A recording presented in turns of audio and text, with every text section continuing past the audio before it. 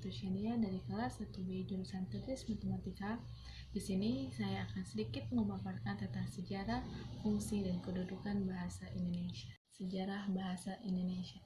Bahasa Indonesia lahir pada tanggal 28 Oktober 1928. Pada saat itu, para pemuda dari berbagai pelosok Nusantara berkumpul dan berikrar. Yang pertama, bertumpah darah, yang satu, tanah Indonesia. Yang kedua, berbangsa, yang satu, bangsa Indonesia. Yang ketiga, menjunjung bahasa persatuan bahasa Indonesia.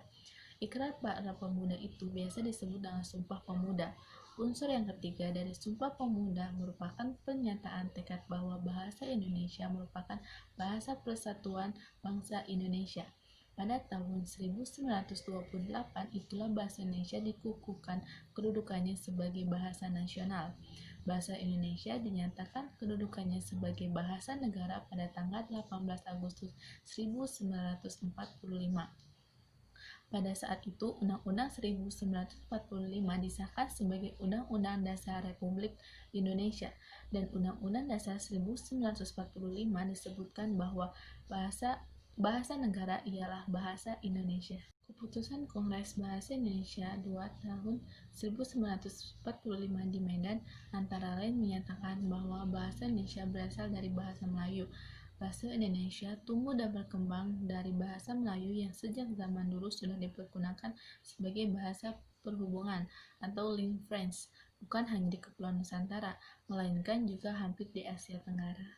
Bahasa Melayu dipakai di mana-mana di wilayah Nusantara, dan bahasa Melayu itu semakin berkembang dan bertambah kukuh keberadaannya. Bahasa Melayu sendiri dipakai di daerah wilayah Nusantara dalam pertumbuhannya dipengaruhi oleh corak budaya daerah. Bahasa Melayu menyerap kosakata dari berbagai bahasa seperti dari bahasa Sanskerta, bahasa Persia, bahasa Arab, dan bahasa-bahasa Eropa.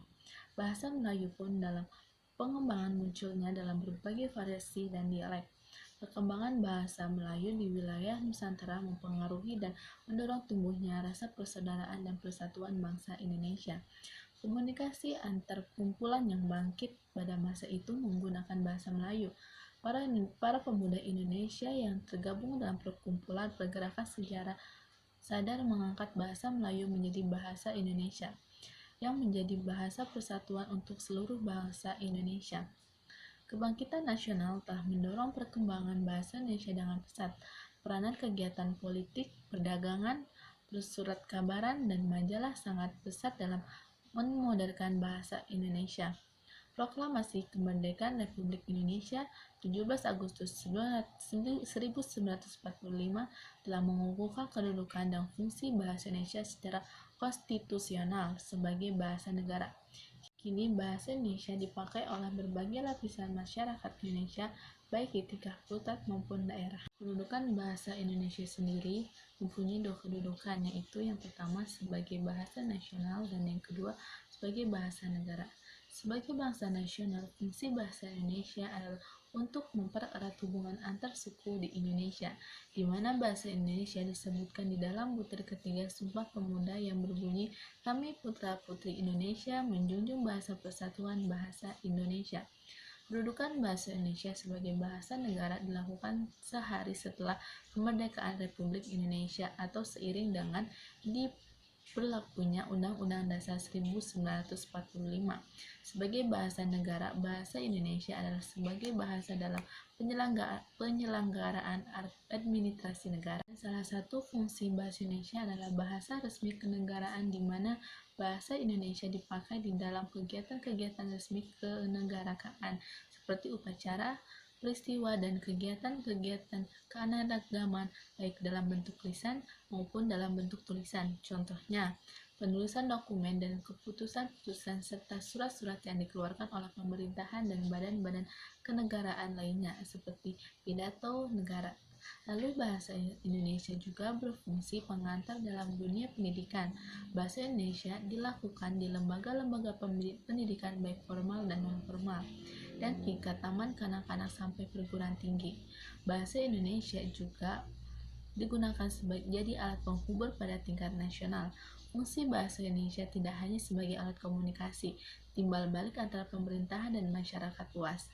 dan bukan saja sebagai alat perhubungan antar daerah dan atau antar suku, melainkan juga sebagai alat perhubungan di dalam masyarakat yang sama latar belakang sosial budaya dan bahasanya. Bahasa Indonesia juga berfungsi sebagai alat pengembangan budaya, ilmu pengetahuan, dan teknologi bahasa Indonesia, yang salah satunya alatnya memungkinkan kita membina serta mengembangkan kebudayaan nasional sedemikian rupa sehingga ia memiliki keistimewaan sendiri yang membedakannya dengan bahasa daerah.